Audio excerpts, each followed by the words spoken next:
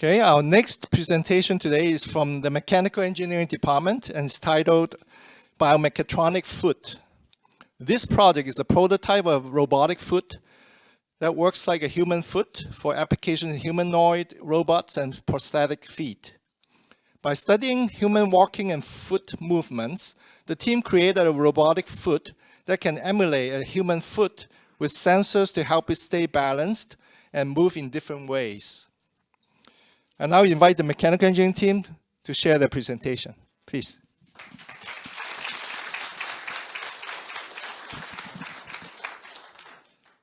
Thank you. Hello, everyone. We're the Biomechatronic Foot team here at Cal Poly Pomona representing the ME department. My name is Jason. That's Jason. We've also got Chris and Ryan up here, and our other two fellow members, Dylan and Adrian over there, and our project advisor, Professor Carlos Castro. And today, I'd be happy to talk to you about our foot. Now, the objective of the Biomechatronic Foot project is to investigate and develop a more dexterous biomechatronic foot compared to the current flat-footed rigid models used in robotics and prosthesis today.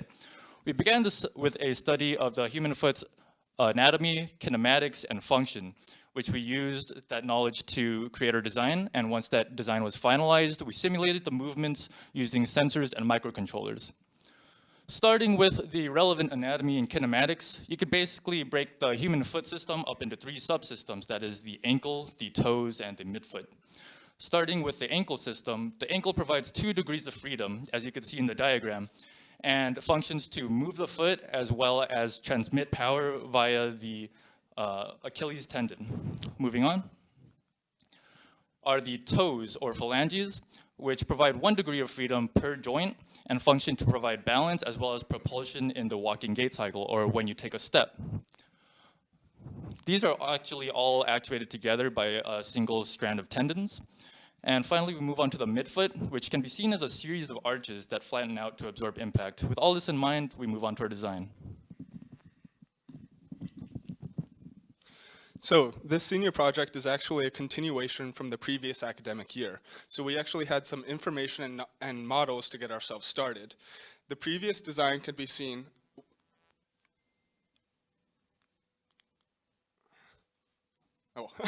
on the left side of the pictures, while our design is shown on the right side of the pictures. Ultimately, we decided to use a completely new design, mostly because of different actuation methods. They decided to use pneumatics, while we decided to use electronics. The design process for the tibia, or the shin, and the midfoot started with some hand-drawn sketches. After that, we created some initial models that were very blocky and unnatural looking. After many iterations, we had a model for both the tibia and the midfoot that looked a lot more like what a human leg looks like. When compared to a 5-foot, 10-inch tall person, our biomechatronic foot is actually fairly close in size. Our estimated weight of about 12 pounds is also fairly close to what a 175-pound person's lower leg would weigh, which is about 11.5 pounds. So our design actually isn't that far off from what an actual human leg would weigh. For actuating our model, we decided to use an Arduino Uno microcontroller, 2 button-controlled linear actuators to act as the Achilles tendon for the heel, and 2 cable driving servos for the toes. The PA15-4-33 linear actuators were chosen due to their force output, their stroke length, as well as their operating speed. The DJI DS5160 servos were chosen due to their torque output, as well as their operating speed. To sense our foot's position as well as its movement, we decided to use an IMU, or an inertial measurement unit, which has both an encoder, or which has both an gyroscope as well as an accelerometer, and this was placed within the midfoot. For each of the toes, we also included a Born's 3382H encoder, which allows us to measure the angle of the joints for each of the active toes whenever they're actuated. So for the range of motion regarding the ankle, 2 linear actuators were actually used. In addition, with a universal joint that offers 2 degrees of freedom, this allowed the foot to follow the 4 main movements of plantar flexion, dorsiflexion, pronation, and supination, as you can see in the video above. These slides go over a more detailed image of each movement. At its neutral position, the foot will be at a 90-degree angle with both actuators actually extended 3.67 inches. For the plantar flexion, the foot will be at a 60-degree angle with both actuators retracting to 1.4 inches. And for the dorsiflexion, the foot will be at a 40-degree angle with the actuators extending to 4.9 inches. For the pronation and supination, both actuators actually act independent from one another. So for the pronation, the actuators are actually 1 inch offset from their resting position, which allows the foot to angle to the right at a 24-degree angle. For the supination, it's basically the opposite, with the foot angling towards the left at a 24-degree angle as well. For the code, it primarily relied on the IMU readings. This IMU reading for the plantar and dorsiflexion started at a 90-degree angle in its readings at its resting position. However, when the actuators either extend or retract, the value of that 90 degrees will reduce because of how the IMU is set up in the midfoot.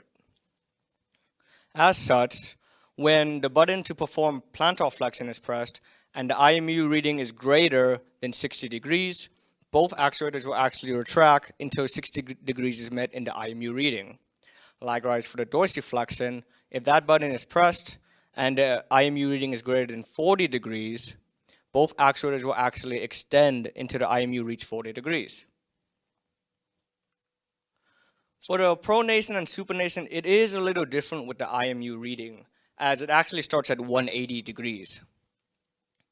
And for that, when, for example, the button for the pronation is pressed, and it's greater than 156 degrees, the left actuator will actually retract, while the right actuator extends until 150 degrees is met. For the supination, all the values in the IMU actually turn negative. As such, when that button is pressed and the IMU has a reading of greater than negative 156 degrees, the right actuator will actually retract while the left actuator extends until that desired degree is met.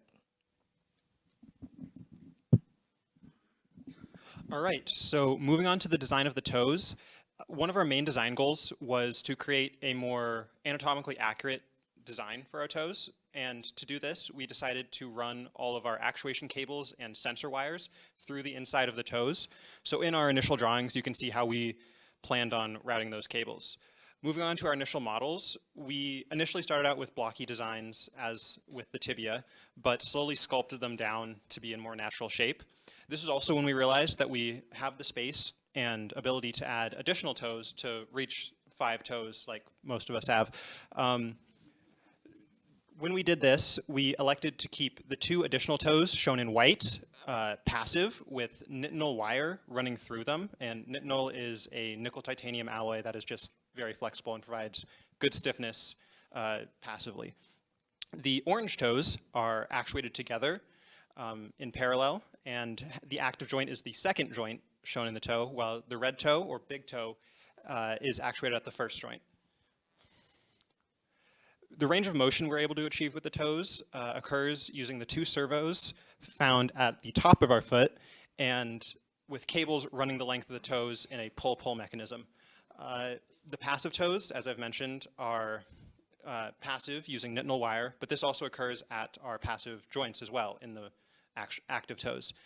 The encoders housed in each toe act to give feedback for our motion when we actuate our toes, and as you can see from our plot, we're getting between 30 and 40 degrees of actuation per cycle, as shown in the video. This is slightly less than our maximum designed range of 63 degrees, but this is due to that nitinol wire in our passive joints. Another thing we added to our toe was our foot was a heel damper to absorb impacts and shocks during the gait cycle. And we did this by printing a thermoplastic polyurethane block, or TPU, which is a 3D printed flexible filament at different infill densities using the hexagon infill. We elected to use a 15% infill density because at about 0.1 or 0.2 inches of deflection. This would take around 60 to 120 pounds of force, which seems reasonable for the average human. So, our final results. Our biomechatronic foot has a 3D printed tibia housing that houses all of our sensors, electronics, and processing. The ankle has a 2-degree of freedom U-joint and is controlled with our IMU housed in the midfoot. The linear actuators are activated with buttons, and our toes are controlled with the servos housed in the tibia. And finally, our total cost was around $515. Moving on to future improvements, we'd like to see that the heel get redesigned to allow for a better range of motion in supination and pronation, as well as redesigning the shin box to better fit all of our electrical components. We'd also like to troubleshoot the actuators to allow for compound movements, as well as adding encoders and rod ends to allow for better sense data. Finally, we'd also like to see force sensors added to analyze the forces through an actual walking gait cycle, which would be the next step in simulating human movement throughout this project. We'd like to give special acknowledgements to David LaFay for machining our parts, acknowledgement to Provost Teacher Scholar Support Program for their financial support, and finally also our project advisor, Professor Castro, for guiding us these past 8 months and letting us work on such an interesting project as we end our college careers. Thank you.